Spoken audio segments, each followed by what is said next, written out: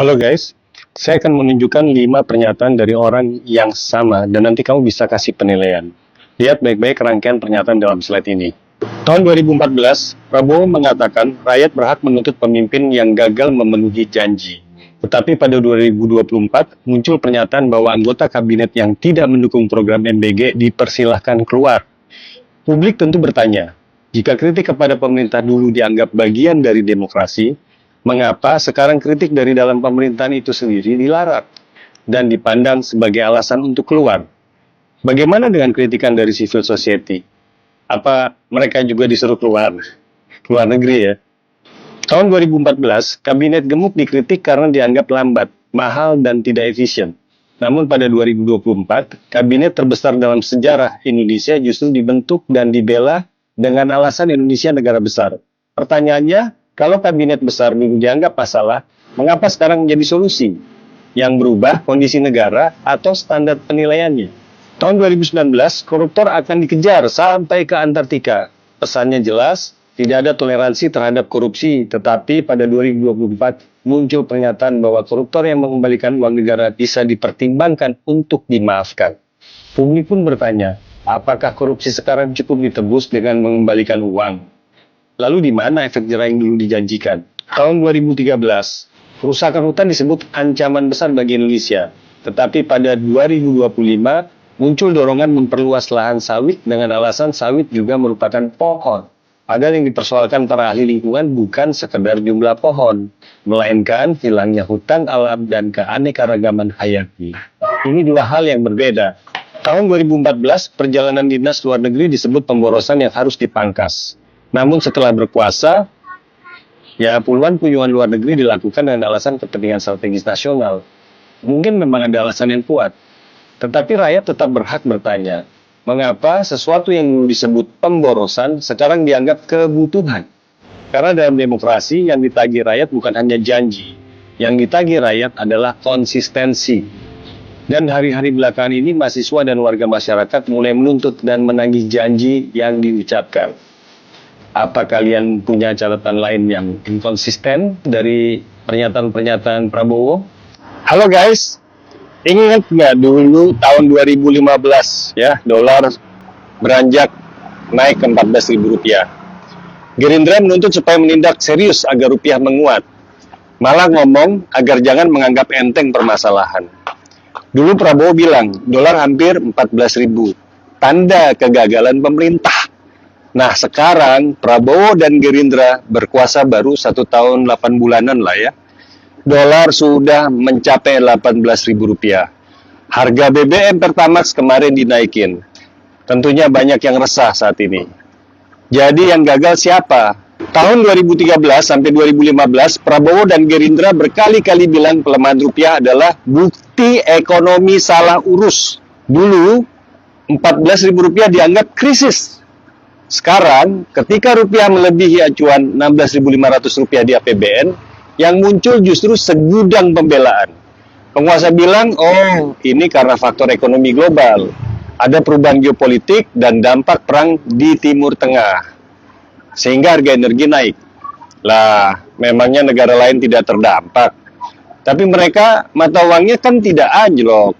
Saat ini negara lain mata uangnya relatif stabil. Hanya Indonesia saja yang mata uangnya merosot jauh. Hari ini rakyat tidak butuh politisi yang pandai mengkritik saat di luar kekuasaan. Rakyat butuh pemimpin yang kalau udah berkuasa, itu yang jujur, bisa menerima kritikan, dan konsisten saat berkuasa. Karena kalau dulu itu disebut kegagalan, maka hari ini rakyat juga punya hak bertanya, apakah ini juga tanda kegagalan? Atau memang sudah gagal? Bagaimana menurut kalian guys? Halo guys, apa rakyat sudah tidak percaya kepada pemerintah? Krisis bukan cuma soal ekonomi, tapi soal legitimasi kekuasaan. Dan hari ini tanda-tanda itu mulai terlihat. Korupsi proyek makan bergizi gratis atau MBG yang berpotensi triliunan menjadi alarm serius bagi pemerintahan Prabowo.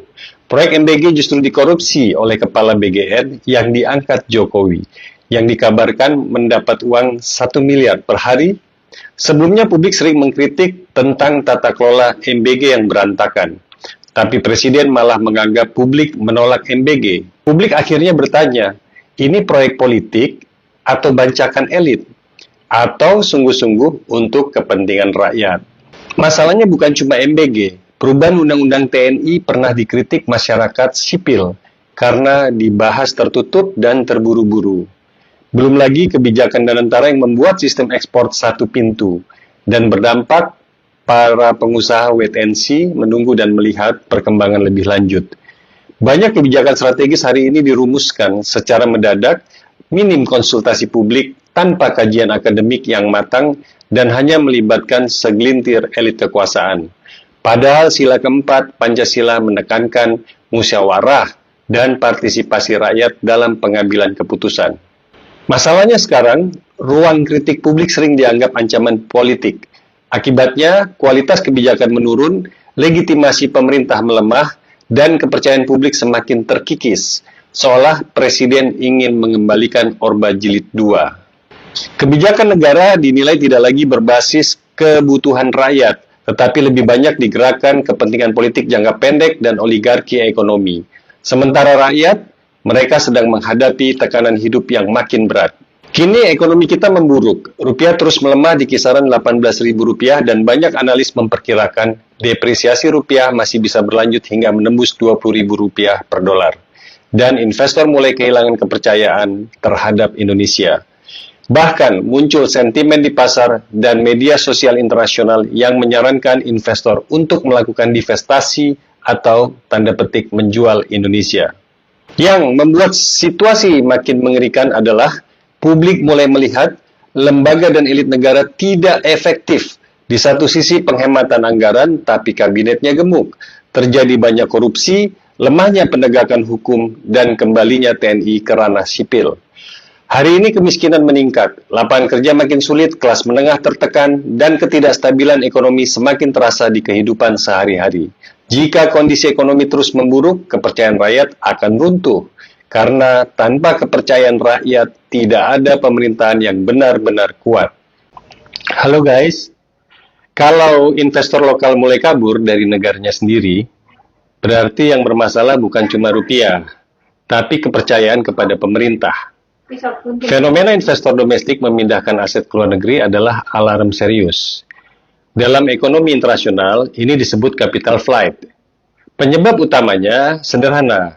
Pasar mulai takut terhadap ketidakpastian ekonomi dan arah kebijakan pemerintah.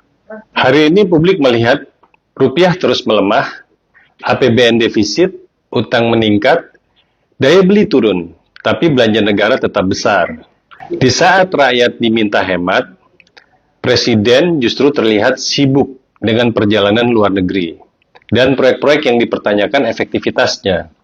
Investor tidak menunggu negara krisis dulu untuk keluar. Mereka keluar ketika rasa percaya mulai hilang. Karena ekonomi modern berdiri di atas trust. Kalau trust turun, modal keluar, rupiah tertekan, investasi pasti melemah. Dan dampaknya PHK akan bertambah. Apalagi sekarang ekonomi melambat ya. Nah, saya ada pemikiran solusi yang mungkin harus berani diambil pemerintah. Pertama, Presiden kurangi perjalanan ke luar negeri. Lalu rakyat butuh stabilitas ekonomi, bukan hanya pencitraan atau pidato-pidato yang tidak pernah ada buktinya. Perbaiki komunikasi pemerintah dengan rakyat. Jangan meremehkan keresahan publik. Pasar membaca setiap ucapan elit. Evaluasi program MBG, fokuskan hanya untuk daerah 3T yang benar-benar membutuhkan. Atau kalau perlu hentikan MBG, jika memang membebani fiskal negara. Pemerintah buat kebijakan strategis untuk menguatkan kembali rupiah ke angka 15 ribuan seperti yang pernah diutarakan oleh Menteri Keuangan Purbaya. Jadi bukan hanya sekedar menaikkan suku bunga, tapi juga membangun kembali kepercayaan pasar. Nah ini evaluasi kabinet gemuk, karena kabinet sekarang banyak sekali pejabatnya, rampingkan kementerian deh. Dan pangkas pemborosan anggaran negara. Mana kementerian yang memang betul-betul urgent masih tetap dipertahankan. Kalau yang cuma hanya untuk memberikan porsi kekuasaan, bagi-bagi kekuasaan, saya kira nggak usah.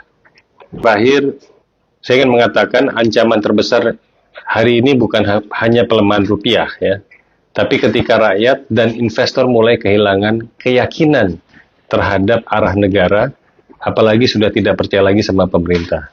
Berharap pemerintah tetap bisa kuat dan bisa mengelola negara dengan lebih baik.